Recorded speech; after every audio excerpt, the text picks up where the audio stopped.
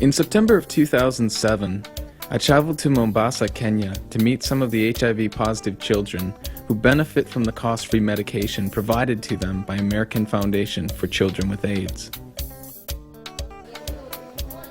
I went to meet these children so I could learn more about their stories. I wanted to learn about where they came from, about how they're living, and how the medication they receive from AFCA is helping them. So I spent 3 months following nurses into the field, observing the daily functions of a local health clinic, and meeting the children themselves so that I could show you a bit about what their lives are really like.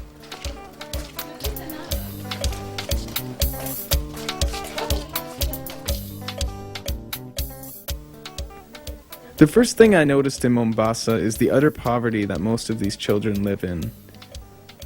In this environment, they learn to go without many of the things we take for granted. This is Abraham Ramadani.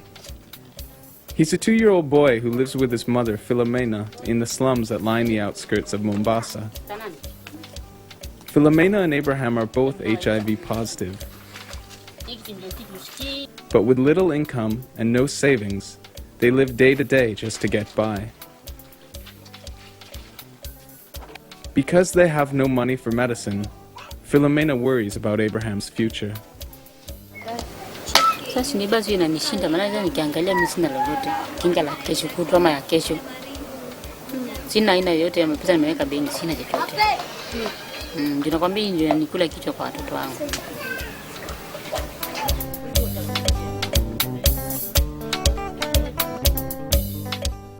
Another thing that I learned is that a great number of these children are orphans. Children like Beverlyn, Mimi ni yatima.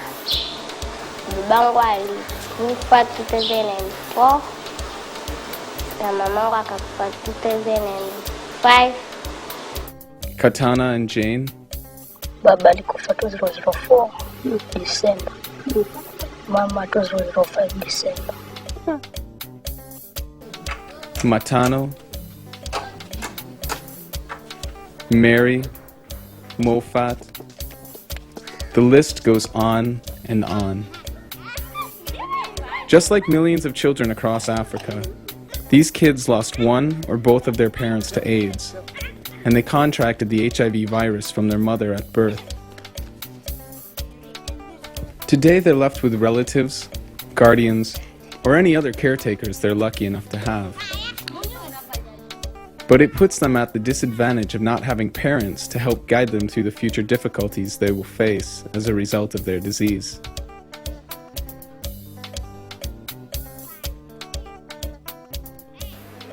The worst problem that I witnessed was the children's tendency to fall ill with life-threatening opportunistic infections. The kids often get sick, they lose weight, they get terrible skin infections. They fear the worst. Some days I would see children, and I could tell just by the look in their eyes that something was wrong. It was obvious that they weren't feeling well, and it seemed that they were carrying a burden that was almost too much for them to support. They fear that they are going to die faster than they would have died maybe after their old age. So they feel they die young if they are diagnosed and told that they have HIV and AIDS. They fear falling ill.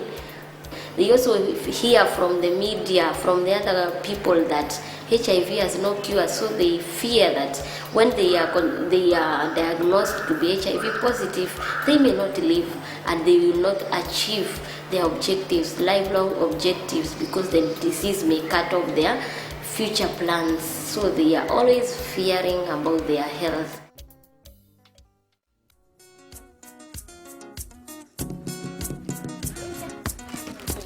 But despite all of these problems, there is one bright spot in these children's lives. Unakuja kliniki ya Mikindani kuchukua dawa.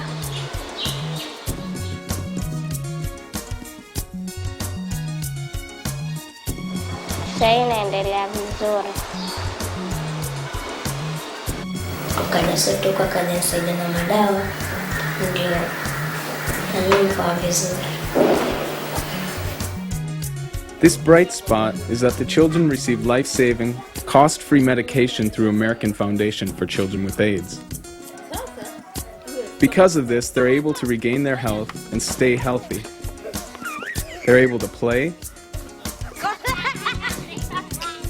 to learn, to grow,